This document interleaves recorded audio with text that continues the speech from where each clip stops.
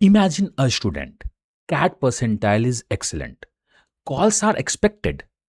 The student has filled the form under NCOBC. Family believe करती है हम OBC हैं, सर्टिफिकेट बन जाएगा. इंटरव्यू कॉल्स मे कम और comes, document verifications and suddenly issue appears करता है. Caste is in the state OBC list but not central list. Or certificate is old, or the certificate does not clearly mention non-creamy layers, or the family misunderstood government imply rules. This video is not only about one certificate. This video is about protecting your MBA admissions, because in IIM admissions, category benefit is not given only because you have written OBC or NCOBC in the CAT forms. It is given only when you satisfy the official NCOBC conditions and you can prove them with documents. CAT 2025 जो अभी चल रहा है, जिसका admission चल रहा है, उसे रिकॉर्ड तोड़ कैंडिडेट कैंसलेशन का अवार्ड मिल सकता है.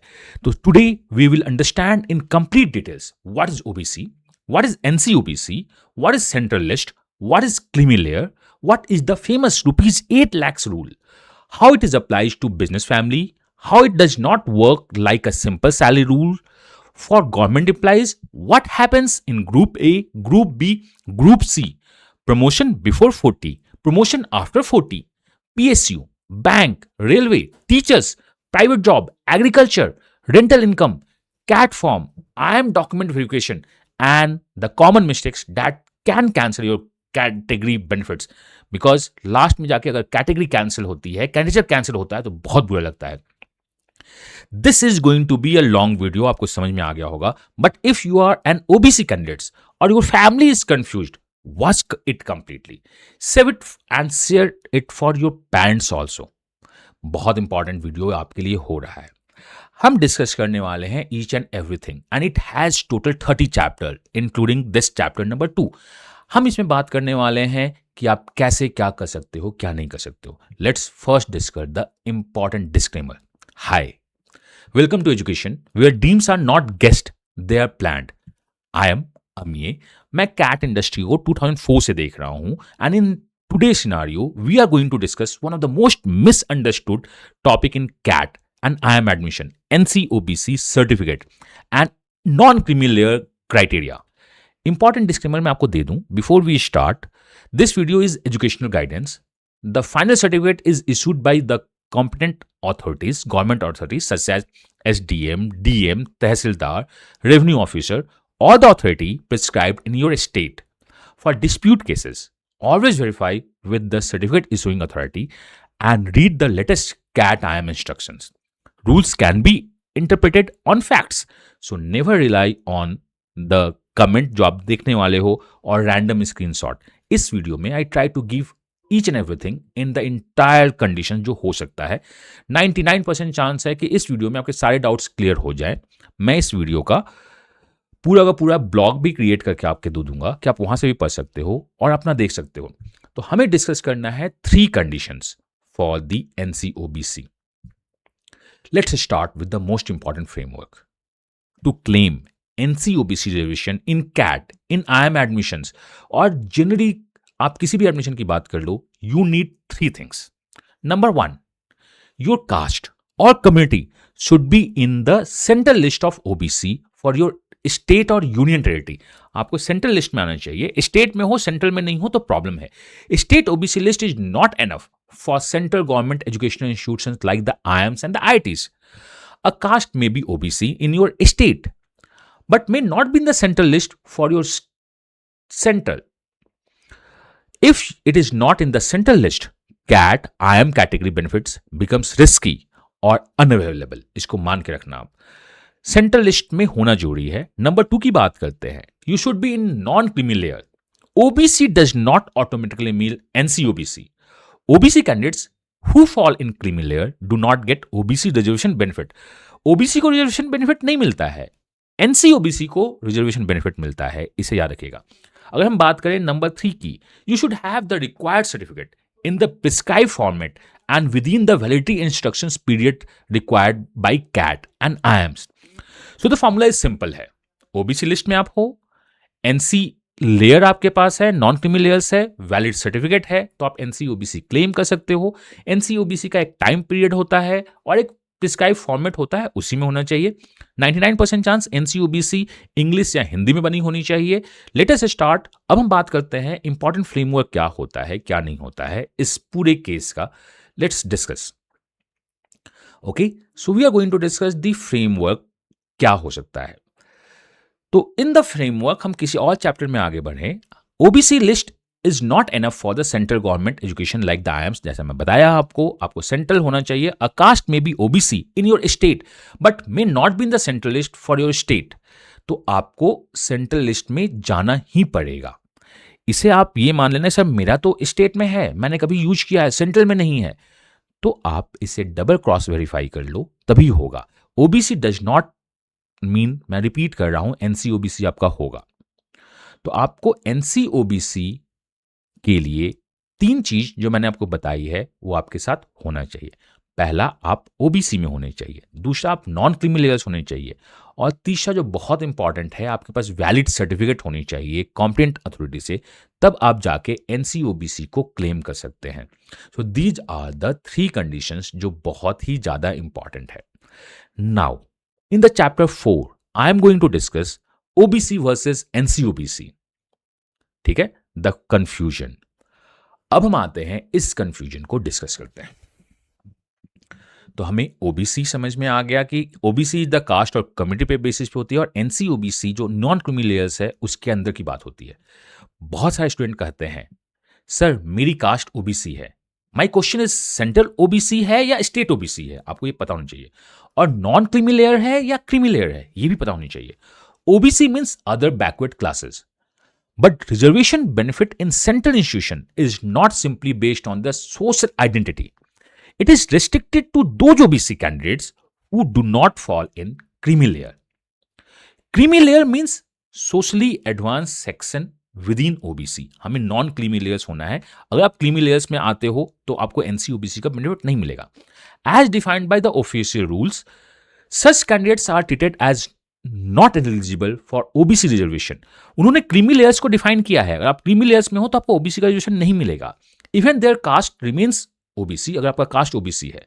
So in my video we are going to discuss OBC community क्या है, एनसीओबीसी क्या है और उसकी एलिजिबिलिटी क्या हो सकती है। तो हम बात करेंगे क्रीमी लेयर के बारे में, क्या है क्या नहीं है। Now move to the chapter 5। इसमें जो सबसे बड़ा कंफ्यूजन होता है central list versus state list. I always said video लंबा होगा, मैं टाइम स्टैम्प डलवा दूंगा चैप्टर वाइज, आप उसे डेफिनेटली देख लेना। This is the biggest mistake in the CAT form और द आईआईटीज फॉर्म। बहुत ज्यादा होता है। A student may have an OBC certificate from the state government, हो सकता है आपके पास हो, but the key question is that caste included in the central list of the OBC for that specific state.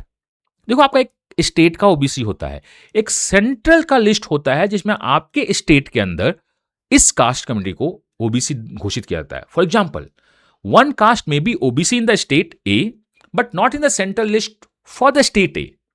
Other caste में be OBC in the state B but not in the state C. The list is state specific. आप अपने state में हो सकते हो। अब हम यहां पे सेंट्रल की बात कर रहे हैं। For CAT and IIMs you should check the central list from the NCOBC website. कहीं पे भी डाउट हो तो आप कमेंट कर देना, मैं आपको बता दूंगा। Do not depends only on the local certificate language. Do not depend only on the phrases OBC written on the certificate. The certificate should normally refer to the caste being recognized under the Government of India list and should clearly that the certificate does not belong to creamy layer. हमें OBC चाहिए और हमें ये पता होना चाहिए कि not belongs to creamy layers है, तभी जाके आप एनसीओबीसी में आओगे। प्रैक्टिकल इंस्ट्रक्शंस फॉर स्टूडेंट जो मैं आपको देना चाहता हूं, बिफोर फिलिंग कैट फॉर्म्स और any forms, open the NCOBC certificate का सेंट्रल लिस्ट ओपन करो, सेलेक्ट योर स्टेट करो, सर्च योर कास्ट नेम करो, एग्जैक्टली चेक स्पेलिंग करो, वेरिएशन चेक करो एंड कीप द स्क्रीनशॉट और the PDF reference for your own record कि आप आगे बता सको। ये बहुत ही ज्यादा इंपॉर्टेंट है। आपके पास सारा डेटा होना चाहिए, तभी आप जाके आगे बता पाओगे कि क्या है क्या नहीं है। तो एस ओबीसी और एनसीओबीसी अलग चीज है, हमें सेंट्रल लिस्ट देखना होगा। अब हम बात करते हैं एनसीओ क्या है। एनसीओ मतलब नॉन क्रीमी लेयर। अब बिफोर नॉन क्रीमी लेयर हम ये पता होना चाहिए व्हाट इज क्रीमी लेयर। देखो नॉन क्रीमी लेयर कुछ नहीं होता है। अगर आप क्रीमी लेयर हो तो क्रीमी लेयर हो, अगर आप क्रीमी लेयर में नहीं हो तो आप नॉन क्रीमी लेयर हो, ये इंपॉर्टेंट है। Creamy layer is a filter. It was introduced to exclude social advanced person or the section from OBC reservation benefits. In simple language में अगर मैं बात करूं, the government says OBC reservation is for socially and educationally backward classes, but if a family has reached a certain level of official status, professional status, income or wealth, the children may excluded from reservation benefit. आप OBC में हो सकते हो, but आप reservation आपको नहीं मिलेगा अगर आप क्रीमी हो गए तो। Here the important point is this, creamy layer is not decided by one single for everyone. एक कोई सिंगल रूल नहीं है सबके लिए। The official framework has different category. There are rule for constitutional post, government services, arm forces, professional classes, property owners, income, wealth criteria, and other categories. This is why the rupees 8 lakh rule is often misunderstood. This is not explanation. Creamy layer like parents income 8 lakh से कम है या ज़्यादा है तो हम creamy layer में होंगे, that is incomplete. That can be misleading. So creamy layers इस टाइप से नहीं होता है कि हम 8 लाख से इनकम ज़्यादा है या 8 लाख से इनकम कम है तो हम क्रीमी लेयर में आ गए, नहीं, ऐसा नहीं होता है। Now move to the next chapter. Chapter 6 की हमने बात कर ली है। We are going to move to the chapter 7। Let's move to the chapter 7। Now in the chapter 7 we are going to discuss the simple thing, what is the rupees 8 lakhs का myth क्या है, हम इसमें बात करेंगे। बहुत इंपॉर्टेंट है और बहुत वायरल चलता है ये। हम इस वायरल को देखेंगे कि ये कैसे चल रहा है, कैसे नहीं चल रहा है। सो इन दिस 8 lakhs में जो सबसे इंपॉर्टेंट रूल होता है, many student think if father और mother earns more than rupees 8 lakhs then I am creamy layer, and if income is below 8 lakhs then I am automatically non creamy layer. दोनों statement गलत हो सकते हैं, depend upon cases to cases. यहां मैं update कर देता हूं। ओबीसी में अगर हम एनसी को देखना स्टार्ट कर दे और क्रीमी को देखना स्टार्ट कर दे तो बस हम पेरेंट्स की बात करते हैं, आपकी इनकम की बात नहीं करते हैं।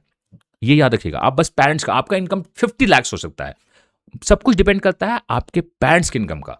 The current central income ceiling was revised to 8 lakhs through DOPT instructions in 2017, but the income और the wealth test is not only the test for government employees, specially central and state government services categories. Creamy layer can be decided by post, status, mode of recruitment and promotion rules. Salary and agriculture income have their specific treatment in the official interpretation and are often not applied in the same simplistic way people use in YouTube comments. So say, this clearly means rupees 8 lakhs की important है, but rupees 8 lakh is important, but it is not the full story.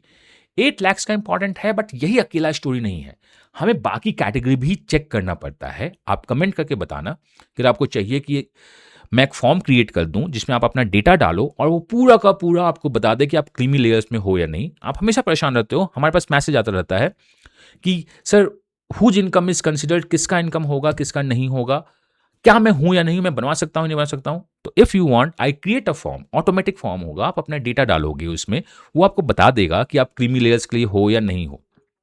हम इसके लिए अगर आपको चाहिए तो आप कमेंट कीजिएगा। और एक डेटा ये बताता है कि 80% ऑफ लोग वीडियो को देखते हैं बट सब्सक्राइब और लाइक नहीं करते, तो प्लीज उसे लाइक और सब्सक्राइब कर देना।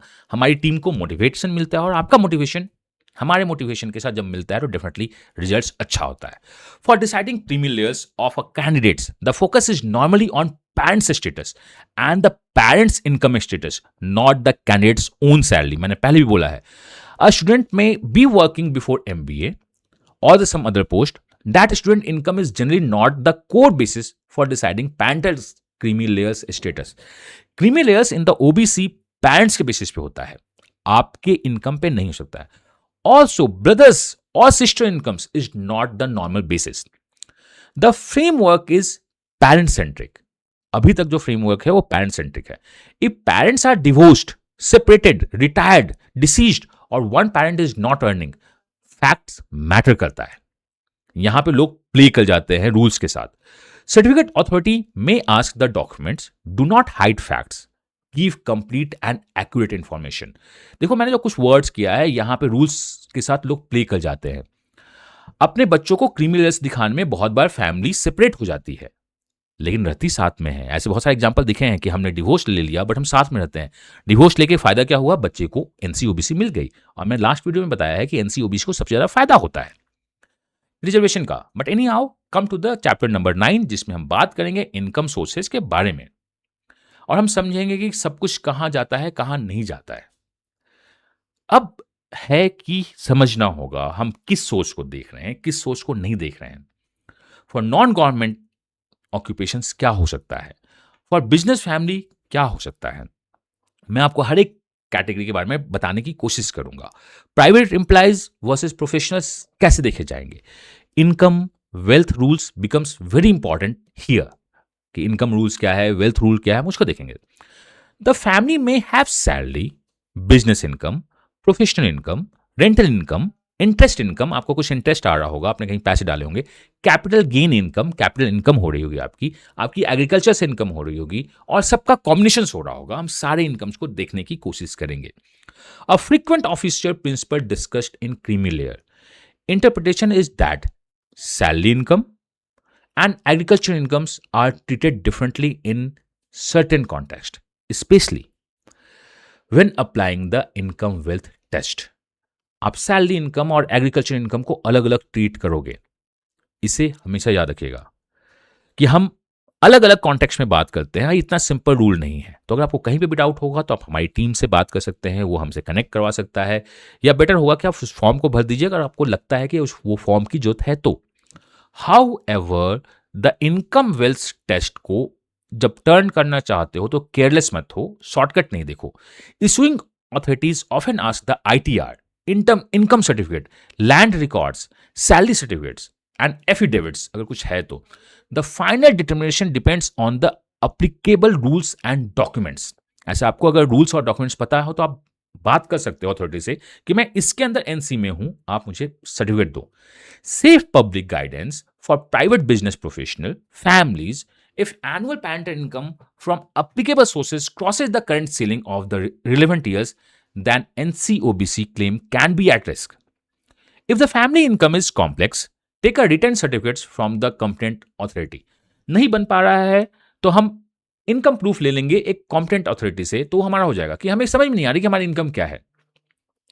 ना हमने आईटीआर फाइल किया है, ना माता जी का आईटीआर है, ना पापा का आईटीआर है, हम कहाँ से दिखाएं? तो आप एक कंप्टेंट अथॉरिटी से जाके इनकम प्रूफ बनवा लीजिए, उसके बेसिस पे आप एनसीओबीसी को अप्लाई कर सकते हैं। अब मैं हर एक एम्प्लॉय के बारे में बात करूंगा, क्या है क्या नहीं है। सबसे पहले आते हैं चैप्टर नंबर 10 में, गवर्नमेंट एम्प्लॉय को डिस्कस करते हैं, जो कि बहुत ही ज्यादा इंपॉर्टेंट है। The most important chapter of the day और the video, the government employee. This is where maximum wrong advice is given. मैंने आपसे कहा ना कि हर एक एम्प्लॉय के लिए अलग अलग रूल्स होता है। 8 लाख एक थ्रेशोल्ड रूल है, बट वो हमेशा नहीं होता है। For government employees the official criteria do not work like simple gross salary test, कि हमारा सैलरी 8 लाख है, ग्रॉस है तो हम हो जाए, नहीं। The important questions are 1, what was the parents entry post और डायरेक्ट रिक्रूटमेंट लेवल। आपकी पेरेंट्स की एंट्री किस पोस्ट पे हुई थी, या डायरेक्ट रिक्रूटमेंट का कौन सा लेवल था। 2, is the post group A, group B, group C और ग्रुप डी और इक्विवेलेंट, किस पोस्ट पे वो एंट्री कर रहे हैं। Third number point, was the parent directly recruited और प्रमोटेड, क्या वो डायरेक्टली रिक्रूट हुए हैं या प्रमोटिव हैं। फोर्थ पॉइंट अगर देखें, if promoted to group A at what age. Fifth point देखें, both parents in government service, क्या दोनों हैं, तो आपको ये पता होना चाहिए। सिक्स पॉइंट आपको जो देखना होगा, is the service central government, state government, PSU, bank, autonomous body, universities और समथिंग इक्विवेलेंट, आपको ये भी पता होनी चाहिए। मतलब ये बहुत सिंपल नहीं है। In government services cases status and entry cadre can matter more than annual salary. आपकी सैलरी कितनी है वो एक सेकेंडरी मैटर है। आप कहाँ ज्वाइन किए, कब ज्वाइन किए, प्रमोशन किस एज में मिला, ये बहुत ज़्यादा इंपॉर्टेंट है आपके लिए। अब मैं आता हूँ गवर्नमेंट एम्प्लॉय के अंदर ही डिस्कस करते हैं। अगर आप डायरेक्ट ग्रुप ए और क्लास वन ऑफिसर की तरह ज्वाइन करते हैं आपके पेरेंट्स, तो क्या होता है क्या नहीं होता है। दो rules are not simple, but मैं ट्राई करूंगा इसे सिंपल वे में प्रेजेंट करने का। If either parent, either means चाहे तो मदर या फादर, ईदर कोई भी एक, is directly recruited to group A और class one service, the children are generally treated as creamy layer under the official criteria. चाहे तो फादर या मदर में से कोई एक डायरेक्ट ज्वाइन कर रहा है, डायरेक्ट रिक्रूटमेंट हुई है, मैं बात कर रहा हूं, तो आप क्रीमी लेयर में हो, आपको रिजर्वेशन का फायदा नहीं होगा। ठीक है, एग्जाम्पल के तौर पे हम अगर देखें तो हम बात कर सकते हैं IAS, IPS, IFS, IRS and central group A services as well as equivalent state class one services. Direct recruitment, promoted नहीं कि अच्छा मैं प्रमोट होकर आईएएस आईपीएस बन गया, वो नहीं। अभी हम बात कर रहे हैं डायरेक्ट रिक्रूटमेंट। दोनों में से, मदर या फादर में से कोई एक अगर क्लास वन ऑफिसर या ग्रुप ए ऑफिसर हैं तो नहीं मिलेगा। Here the question is not whether salary is above और बिलो 8 lakhs, कोई फर्क नहीं पड़ता। The status of direct group A class one service itself is the key. आपकी सैलरी क्या है उससे कोई फर्क नहीं पड़ता है। अगर पेरेंट्स डायरेक्ट ग्रुप ए क्लास वन ऑफिसर हैं देन जनरली एनसीओबीसी बेनिफिट्स अवेलेबल नहीं होता है, because the family falls under creamy layers by status. कोई फर्क नहीं पड़ता है कि हमारी सैलरी क्या थी उस समय, हमारी सैलरी क्या थी जब हम रिक्रूट हुए, हमारी सैलरी अभी क्या है, कोई फर्क नहीं पड़ता। अगर आप उस समय एक बार भी डायरेक्ट एंट्री मिलता है तो आपको क्रीमी लेयर्स का बेनिफिट, नॉन क्रीमी लेयर्स का बेनिफिट नहीं मिलता है। अब आते हैं, पहला जो क्या था चैप्टर 11 में हम बात कर रहे थे ईदर और, कोई एक भी, बोथ पेरेंट्स ग्रुप बी में हैं तो, या क्लास टू ऑफिसर्स हैं। पहला क्या था, कोई भी एक, ईदर और कोई भी एक अगर ग्रुप ए में है तो नहीं मिलेगा। अगर दोनों पेरेंट्स, एक नहीं यहां पे दोनों पेरेंट्स, अगर दोनों पेरेंट्स ग्रुप बी में है तो क्या होता है। The group B class two category is more nuanced than social media posts suggest. The official framework considers cases such as both parents belongs to class 2. I am using the word both parents belongs to class 2 officer and promotion to class 1 before certain age. The famous age 40 concept appears in relations to promotion forms.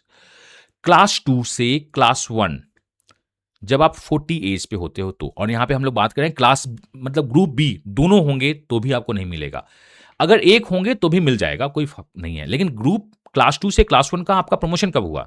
In safe method हम बात करें, both parents are directly recruited group B class 2 officer, creamy layer risk is higher under officer criteria. If one और both are promoted, कोई भी एक होता है, check exact official condition, age of promotion and equivalence. ये याद रखिएगा, ये बहुत इंपॉर्टेंट है। मैं आपको वन लाइन एडवाइस नहीं देना चाहता हूं ग्रुप बी के ऑल एम्प्लॉय के लिए। डायरेक्ट रिक्रूटर हैं या प्रमोटेड हैं आपको पता होना चाहिए, गस्टेड हैं और नॉन गस्टेड हैं आपको पता होना चाहिए, क्लास 2 और इक्विवेलेंट हैं, स्टेट और सेंट्रल हैं, व्हाट इज प्रमोशन है, ये सब कुछ बातें आपको पता होनी चाहिए। अगर दोनों हैं तो, अगर एक पेरेंट्स ग्रुप बी में है और दूसरा पेरेंट्स वर्क नहीं करता है तो आपको मिल जाएगा, उसमें आपको कोई टेंशन नहीं है, आपको मिल जाएगा। लेकिन प्रमोशन कब हुआ आपका ग्रुप बी से ग्रुप ए में या क्लास 2 से क्लास 1 में, हम ये बात करेंगे चैप्टर द 13, प्रमोशन बिफोर 40 और promotion after 40।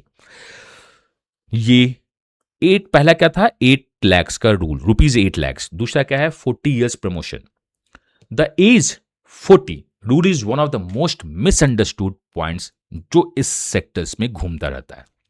In simple terms अगर मैं बताने की कोशिश आपको करूं तो one of the most important point जो मैं आपको बताऊंगा, official creamy layers criteria consider where a class 2 और group B officer gets promoted to class 1 और group A before age of 40।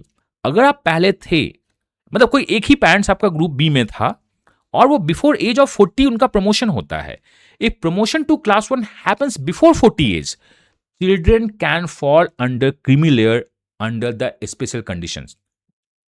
मतलब अगर आपके पेरेंट्स का प्रमोशन 40 ईयर्स से पहले होता है तो आप क्रीमी लेयर्स में हो, आपको फायदा नहीं मिलेगा डेफिनेटली। बट अगर प्रमोशन 40 ईयर्स के बाद होता है तो ट्रीटमेंट डिफरेंट होती है। But this is not a general rule for every promotion in every department. It is linked to official categories and equivalence to post. आपको ये चेक करना है कि आप क्लास 1 में हैं या क्लास 2 में है, ग्रुप ए में है, नहीं है. So in the video I want to say, in this video आप कोट करना कि अमी ने कहा था, before deciding collect the parent's appointment letter, promotion order, service book details, group, class, post, age or at promotion, and then verify with the issuing authority. या आप हमसे बात कर सकते हो कि कहाँ है क्या नहीं है. Promotion before 40 can be dangerous for NC OBC. Promotion after 40 may not automatically make you creamy layer, but verify the exact service category उनका क्या है क्या नहीं है. Because हर एक स्टेट का अपना सर्विस कैटेगरी होता है. ग्रुप बी में अगर आपके दोनों पेरेंट्स हैं तो आप क्रीमी लेयर में हो. अगर एक पेरेंट्स ग्रुप बी में है तो आप नॉन क्रीमी लेयर्स में आ सकते हो अगर उनका प्रमोशन 40 साल के एज के पहले नहीं हुआ है. 40 के बाद हुआ है तो आपको चीज देखना होगा. नाउ हम बात करते हैं group C and group D employee को. इसको हम छोड़े ही क्यों. ग्रुप ए में कोई भी अगर एक पेरेंट्स हो आप क्रीमी लेयर में हो.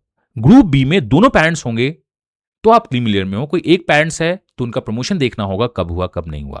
ग्रुप सी और group D. Many student ask, sir father group C railway employee हैं, सैलरी 10 से 12 लाख है, क्या मैं ओबीसी एनसीएल हूं. This is exactly where simple income logic fails for government employee. Group C and group D service is generally treated differently from direct group A or the class 1 status. A group C employee earning more than rupees 8 lakh salary does not automatically becomes creamy layer. हो सकता है group C employ का salary group A employ के joining से ज्यादा हो, joining जो होते हैं उससे ज्यादा हो. आप क्रीमी लेयर में आ जाओ, ऐसा नहीं है. ओनली बिकॉज ऑफ सैलरी नहीं है. गवर्नमेंट में ग्रुप ए और ग्रुप बी के साथ कंडीशन था, मैं रिपीट कर देता हूं. ग्रुप सी और ग्रुप डी के साथ ऐसा कुछ नहीं है. Entry cadre officer criteria matter करता है. ए में दोनों में से कोई एक पेरेंट्स होंगे, आप क्रीमी लेयर्स में हो. ग्रुप बी में दोनों पेरेंट्स होंगे तो आप क्रीमी लेयर्स में हो. अगर एक ही पेरेंट्स हैं तो उनका प्रमोशन देखना होगा कब नहीं होगा. Again come to the group C and group D. However, do not use this as a blanket guarantee कि ऐसा कुछ होता है. If there are other income sources आपको देखना होगा. Property business, spouse status और promotion to the higher group, facts must be checked. ठीक है. गवर्नमेंट का group C group D salary alone should not blindly compared with rupees 8 lakhs. Check officer cadre status और any promotion details अगर आपके पास है तो. ये बहुत ही इंपॉर्टेंट है ग्रुप सी में. बट ग्रुप सी और ग्रुप डी की सैलरी 10-12 लाख है, उसके बाद भी आप एनसीओबीसी की सारी बेनिफिट निकाल सकते हो.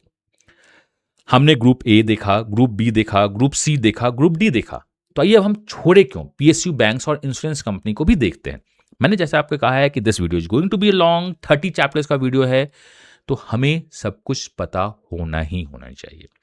इन chapter number 15 I am going to discuss PSUs, bank, insurance, public sector undertakings के बारे में इस वीडियो में बात करेंगे कि वो कब क्रीमी लिस्ट में आते हैं, कब क्रीमी लिस्ट में नहीं आते हैं, कब उनके बच्चों को फायदा मिलेगा, कब उनके बच्चों को फायदा नहीं मिलेगा. And I am concentrating this video for the IIT IIM's MBA admissions. तो आप इसको जनरल, इस वीडियो को जनरल मान सकते हो किसी और के लिए भी. बट अगर आप हमसे गाइडेंस चाहते हो तो मैं जनरली ये ट्राई करूंगा कि आप अगर कैट और किसी और एग्जाम को दे रहे हो तो बेटर है. यूपीएससी की जनता भी हमसे बहुत बार पूछती है, मैं ट्राई करता हूं आंसर करूं. मोर और लेस क्राइटेरिया सेम ही होता है, बट आप देख लीजिए अपना. PSU and public sector banks cases are tricky because they are not always called Group A, Group B, Group C, Group D in the same way as central government post. They may have a scale, grade, officer cadre, executive levels, management levels, and equivalent post. ऐसा होता है. The official framework says equivalence of post has to be considered. आपके post का equivalent consider किया जाता है. The official framework says कि equivalence of the post consider करें. If equivalence is not formally established, issuing authority may apply income wealth test for seek clarification. अगर हमें पता चल जाता है कि इसका कैडर सेम है तो हम ABCD में काम कर सकते हैं. बट अगर हमें कैडर मिसमैच होता है, पता नहीं चलता है, तो इशूइंग अथॉरिटी इनकम और वेल्थ के बेसिस पे देख सकती है. एग्जाम्पल, ONGC, NTPC, भेल, GAIL, Coal India, SBI, PNB, Canara bank, LIC and other public sector institutions की बात करें, डू नॉट गिव स्टूडेंट्स को मैं नहीं बोलूंगा डू नॉट गिव स्टूडेंट. अगर आप मुझसे क्वेश्चन पूछेगा तो मैं यस नो में आंसर नहीं करूंगा. मैं आपसे बोलूंगा चेक डेजिग्नेशन क्या है, स्केल क्या है, ऑफिसर कैडर है या नहीं है, रिक्रूटमेंट लेवल क्या था उनका, प्रमोशन लेवल क्या था, whether post is equivalent to group A और the group B and the income to other sources. मैं डायरेक्ट आपको यस नो आंसर नहीं करूंगा, this is not a black and white, this is a grey area. 15th point chapter PSU bank और insurance, ये grey area है। हम उसकी बात में आपसे मैं बहुत सारा इंफॉर्मेशन और पूछना चाहूंगा। मैं इसे चाहता हूं कि पहले आप उस फॉर्म को भर दीजिए, बट उसके पहले आप कमेंट कीजिए कि आपको वो चाहिए, आपको चेक करना है तो आप बताइए। अब हम आते हैं एक बहुत छोटे से इम्प्लाई की तरफ, टीचर, प्रोफेसर, यूनिवर्सिटी इम्प्लाई। मैं सारी को डिस्कस करूंगा कि आपको समझ में आ जाए। अब यहां पे मैं बात करूं, teachers are under common confusion जो हर एक जगह दिखता है। अ गवर्नमेंट स्कूल टीचर और assistant professor, lecturer, university professor, principal हैं, हेडमास्टर हैं या एजुकेशन ऑफिसर हैं आप। हर एक कुछ अलग अलग डिफरेंट सर्विस कैटेगरी और क्लासेस में आती है। One may be the group B, one could be in the group C, one could be in the group A equivalent depending on the state rules, recruitment and the pay structure. So do not say teachers means NCL और professor means creamy layer। ऐसा नहीं है कि हम इसमें बात करते हैं, इसमें बात नहीं करते हैं, ऐसा नहीं है। हम ब्लाइंडली नहीं बोल सकते हैं कि तुम क्रीमी लेयर्स में हो, तुम नॉन क्रीमी लेयर्स में हो, ऐसा नहीं होता है। You need to exact you need to know the exact service category and appointment status. In many states, मुझको पता है, school teachers and university teachers have different classifications. State rules के दिफा पे चलता है। For IMCAT purpose, the issuing authority will rely on the officer service classification and equivalent status. Sir हमें कैसे पता चलेगा हम IIMS में? हम तहसीलदार के पास जाते हैं, वहां बनवाते हैं।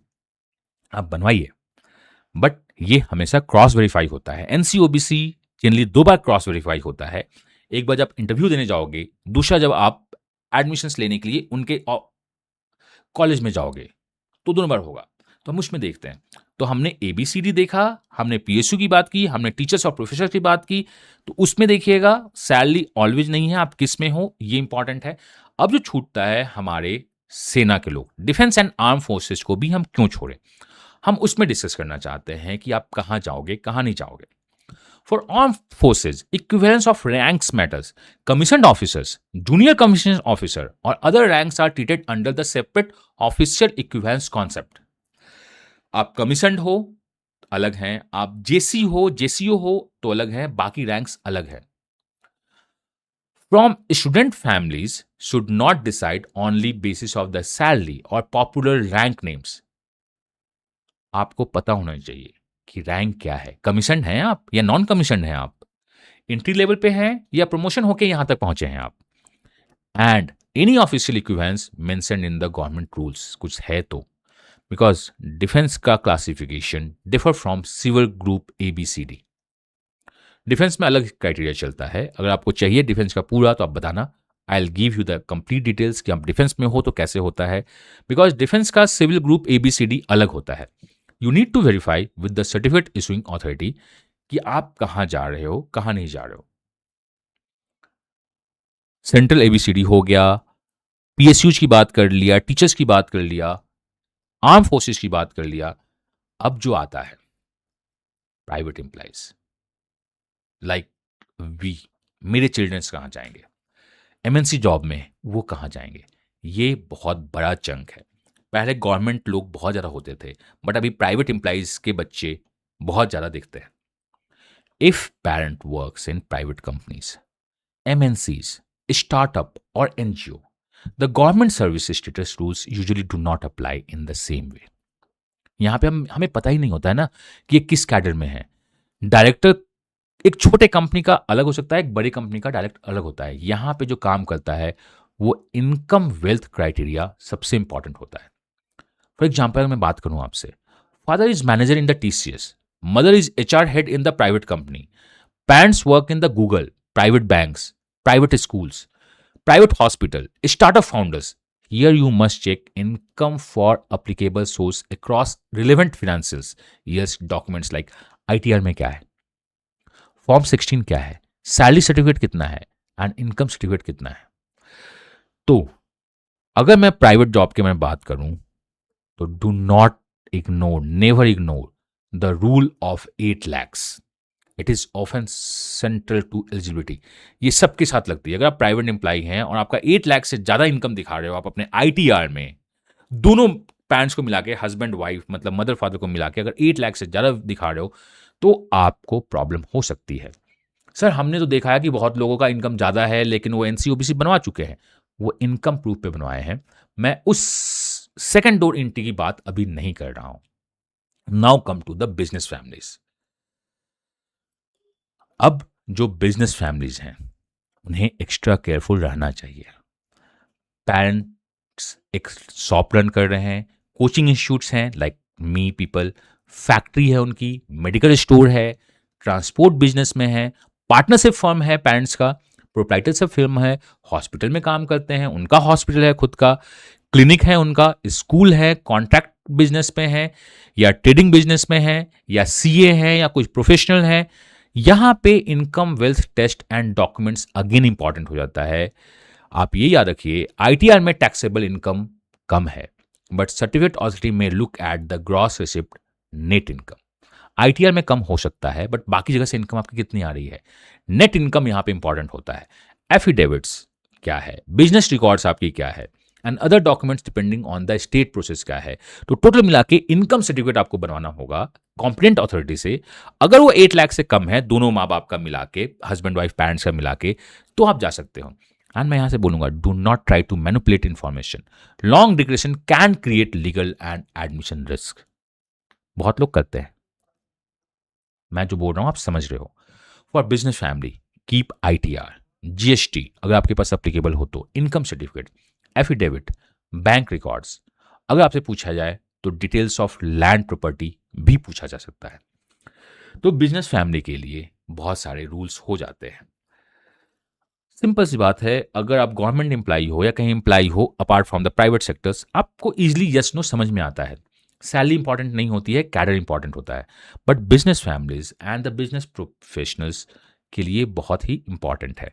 नाउ मैं डिटेल में बात करना चाहता हूँ प्रोफेशनल्स के लिए, like doctors, CA, lawyers, consultant. अगर मैं इसमें बात करूँ तो अगेन प्रूफ ऑफ अर्निंग बहुत बहुत बहुत इंपॉर्टेंट है। Professionals such as doctors, chartered accountants, lawyer, ICAI, CFA, architecture, consultant, dentist, private professionals, and coaches. Income from professional practice important. हम इनकम की बात करेंगे। If a parent is government doctor, अगर parents आपके गवर्नमेंट डॉक्टर हैं और government professor हैं, service classification में मैटर्स उसमें हो सकता है। If parent is private practice करते हैं, इनकम वेल्थ टेस्ट मैटर होता है। गवर्नमेंट में है तो अलग बात है, प्राइवेट में है तो इनकम वेल्थ आपको 8 लाख का एक कॉम्पिटेंट अथॉरिटी से इनकम सर्टिफिकेट बनवाने के बाद ही आप आगे बढ़ सकते हैं। अगर आपके पास सर्टिफिकेट 8 लाख से कम है और आप प्रूफ कर सकते हो उस चीज़ को, तो आप नॉन क्रीमी लेयर में आते हैं, रिजर्वेशन का फायदा उठाइए। तो ये याद रखिएगा, government salary plus private practice, pension plus consultancy, salary plus clinic, business plus rental income, these cases should be handled with proper document official verification. कि मैं सैलरी भी उठाता हूँ, मैं ये भी चलाता हूँ, मैं ये भी करता हूँ, मैं ये भी करता हूँ, तो हमारी सारी इनकम देखी जाएगी जिस पे आप इनकम टैक्स दे रहे हो, आईटीआर दे रहे हो, जो आप शो कर रहे हो। एक्चुअली यहाँ पे बहुत इंपॉर्टेंट है।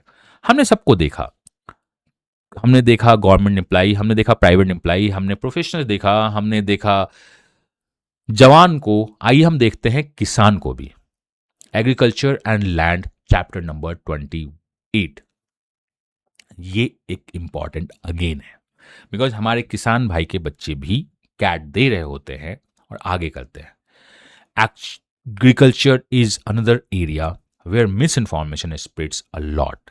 I try to clear all the clouds of misinformation. Agriculture income has a special treatment in creamy layer discussion. ये याद रखिएगा।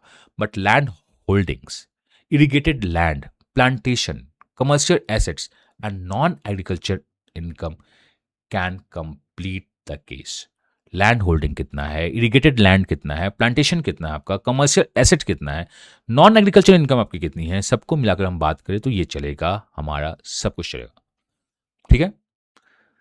आई want to ask, check land category क्या है, लैंड रिकॉर्ड्स क्या है, whether income is purely from agriculture and whether the family has business और rental income also. Agriculture से है तो इसको तो हम माफ कर सकते हैं, बट कहीं और से तो इनकम नहीं है आपकी ना, उसे देखना होगा, या उस इनकम को आप दिखा तो नहीं रहे हो ना। Everything should on the paper, paper पे जो है वो आपका इनकम है। तो अगर मैं बात करूं pure agriculture income may be treated as differently, उसको हम हटा सकते हैं। But mixed income cases requires proper documentation. मेरे पापा का ये भी है, मेरे माता जी के नाम पे ये भी है, मेरा वो भी है, वो अलग है। तो एग्रीकल्चर और लैंड्स में हमें देखना होगा बाकी इनकम्स कितनी है। अगर आपका प्योर एग्रीकल्चर है तो आप अपने आप को क्राइटेरिया के अंदर जा सकते हो, ले सकते हो, क्या है क्या नहीं है। नाउ एक बात करते हैं इस चीज का, क्योंकि मैं किसी भी चीज को छोड़ना नहीं चाहता हूं इस वीडियो में। रेंटल इनकम क्या है, पेंशन का क्या हो रहा है, मेरा कुछ इंटरेस्ट आ रहा है, मेरे कुछ और इनकम्स हैं, हम क्या अब क्या करें। तो अगर आपका कोई भी इनकम है, चाहे वो रेंटल हो या पेंशन हो या इंटरेस्ट आ रहा हो, तो मैं बोलूंगा सारे को आप इक्युमुलेट कीजिए। आप अपने इनकम को कितना शो कर रहे हो, द वर्ड इज कितना शो कर रहे हैं हम। अगर आपके बैंक्स में आ रहा है तो डेफिनेटली आपको वो शो होगा। अगर आप उसे कैश डील कर रहे हो तो कुछ भी हो सकता है, बट हमेशा ऑफिशियल को देखिए। Many families have rent from property, interest income, pension, capital gains और other sources. Pension itself may arise from earlier government services where the past service stress can matter। क्या आप थे, अगर एक बार ग्रुप ए आप आ गए हो या 40 साल वाला हो गया तो आपके बच्चों को नहीं मिलने वाला है। Rental and other salary incomes can matter in the income wealth test. हो सकता है कुछ रूल्स ऐसे भी हों जहां हम पहले नॉन क्रीमी लेयर्स में थे बट पेंशन कम हो गया, हम पहले हम क्रीमी लेयर्स में थे, पेंशन कम हो गया, हो सकता है कुछ ऐसे हैं क्राइटेरियाज। तो हमें ये देखना होगा, हमें अपने पापा से पूछना होगा कि आपका इनकम सोर्स क्या है। इज द प्रॉपर्टी इनकम है हमारी, is there any business income है, इज देयर एग्रीकल्चर इनकम है, is there any professional income है, आर पेरेंट्स रिटायर्ड हैं, what are their service group before retirement, क्या था क्या नहीं था, ये सब कुछ पता होगा, तब हम जाके आगे बढ़ पाएंगे। और कहीं पे भी मैं आपको बता रहा हूँ कि इस वीडियो को बनाने में 5 से 6 घंटे का टाइम लगता, बट मैं ट्राई कर रहा हूँ शॉर्ट्स हो, बट वो शॉर्ट्स वीडियो भी जो मुझे लगता है अभी तक टोटल आपके 42 मिनट्स हो चुके हैं। मैं इसे चैप्टर्स वाइज डिवाइड कर दूंगा, आप टाइम स्टैम्प को देख लीजिएगा।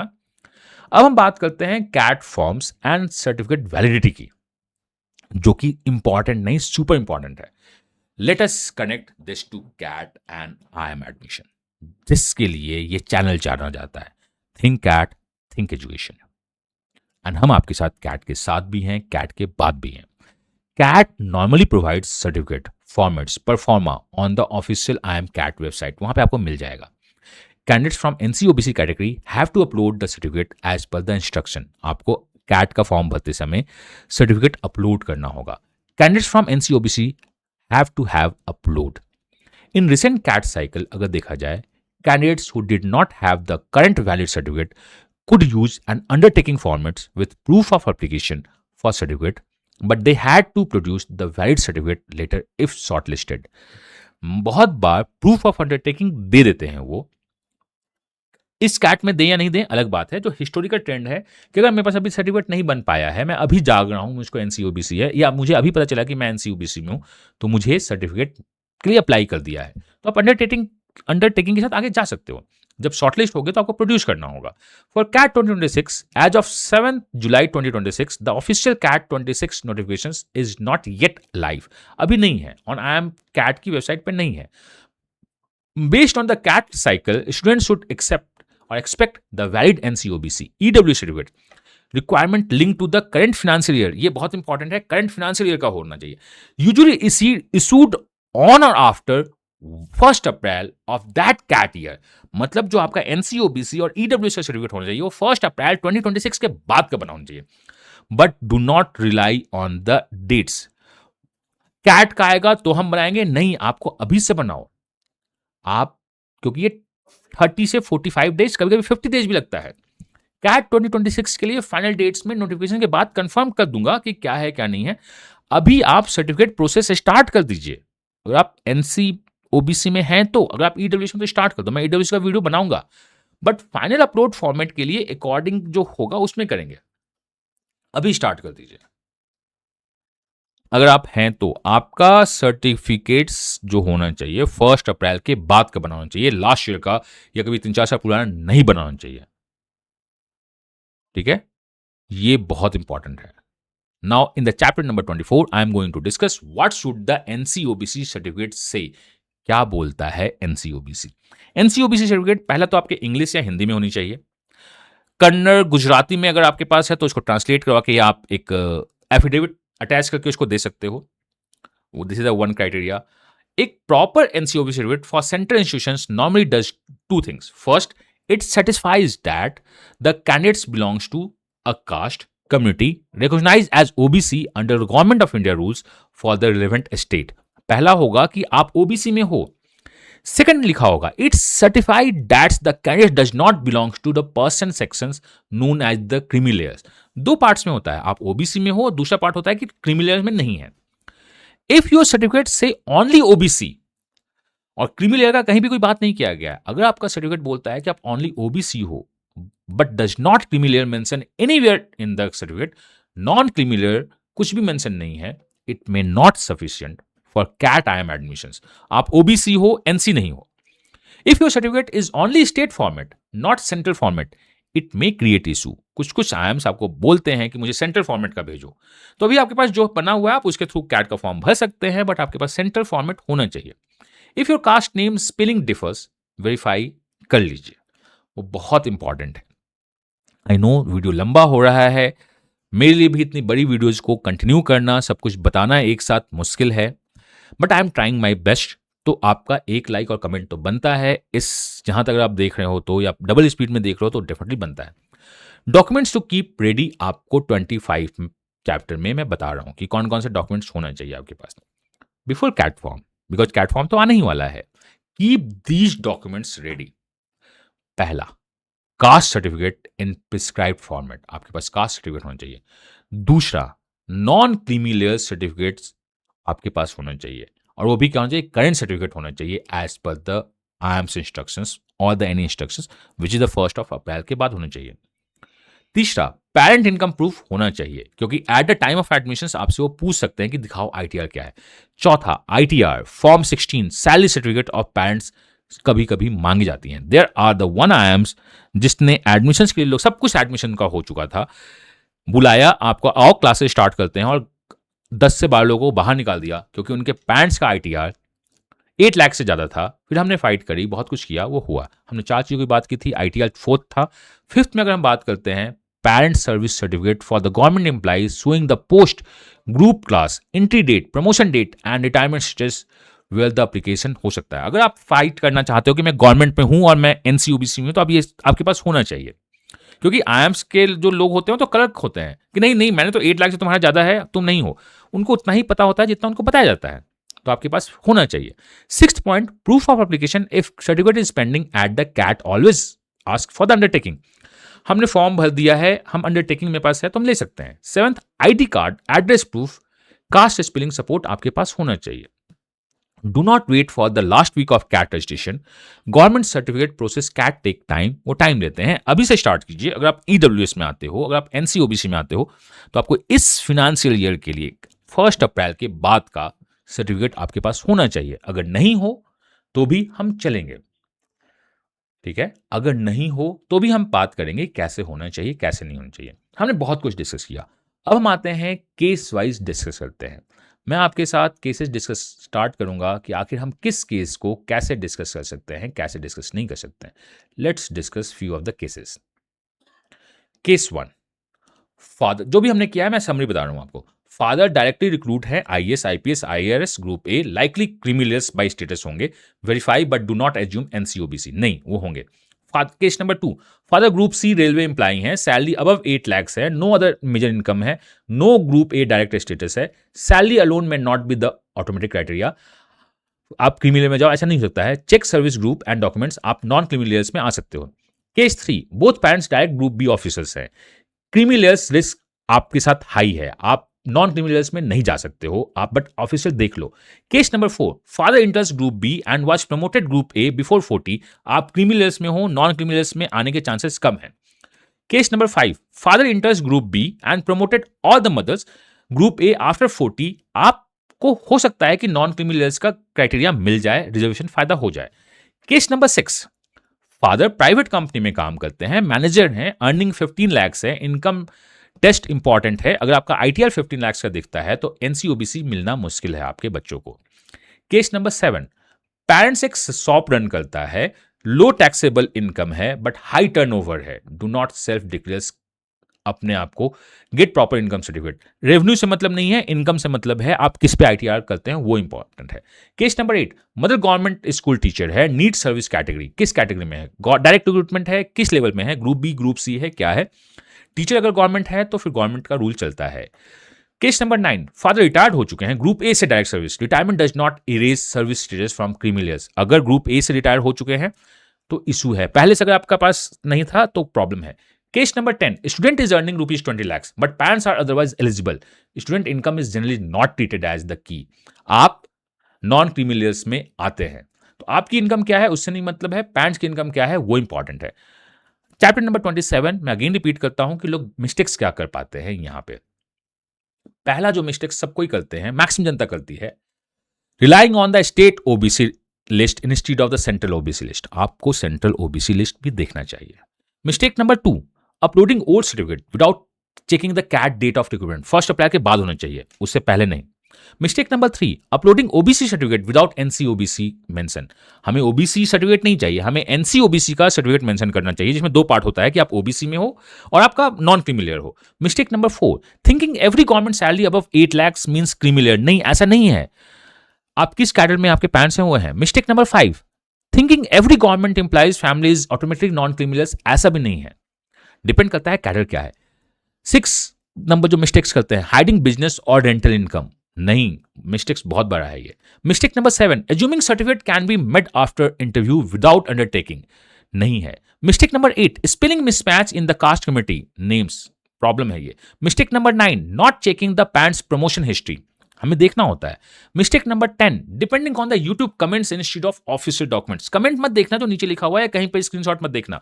इस वीडियो में मैंने सब कुछ ट्राई करने की कोशिश की है, हम उसमें बात करेंगे। Chapter number 28, the second last chapter of this video is the FAQ. जितने भी एफएक्यूज हो सकते हैं मैं बात करूंगा, और ये जो भी मैं बोल रहा हूं इसको मैं डॉक्यूमेंट करके एक पेज बना दूंगा, वेबसाइट पे पेज बना दूंगा, आप उसमें जाके देख सकते हो। FAQ number 1, my father earns more than ₹8 lakhs in the government salary, am I automatically criminals? नहीं।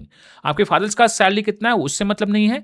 गवर्नमेंट सर्विस केसेस में सर्विस ग्रुप स्टेटस चेक की जाती है, डायरेक्ट रिक्रूटमेंट्स है या नहीं है वो चेक किया जाता है, दोनों पेरेंट्स का स्टेटस क्या है वो चेक किया जाता है, but income source exact service को देखना होगा, बाकी कहां से देखते हैं।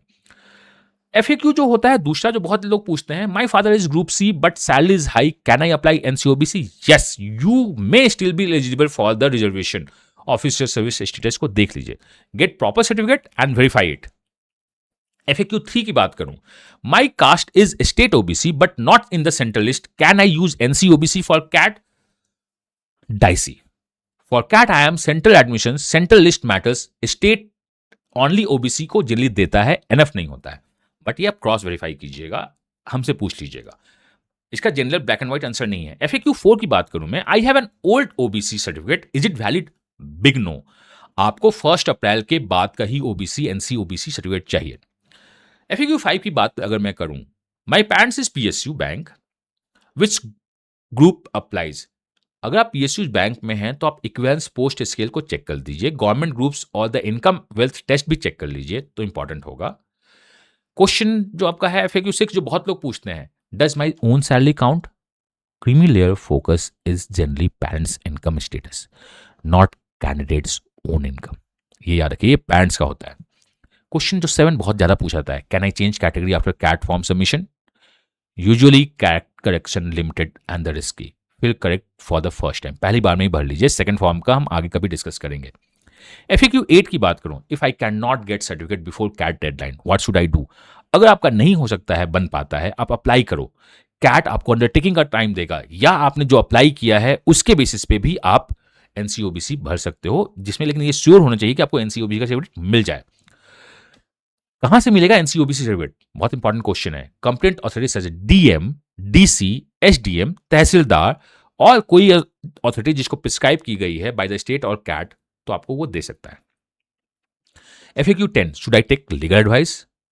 For complex cases involving promotion, PSUs, equivalence, divorce, adoption, mixed income और dispute caste state, yes, get official advice आप ले सकते हो, आप हमसे भी बात कर सकते हो। दो हमारे कुछ चार्जेज होते हैं जब भी आप बात करना चाहिए, तो आपको टीम बता देगी।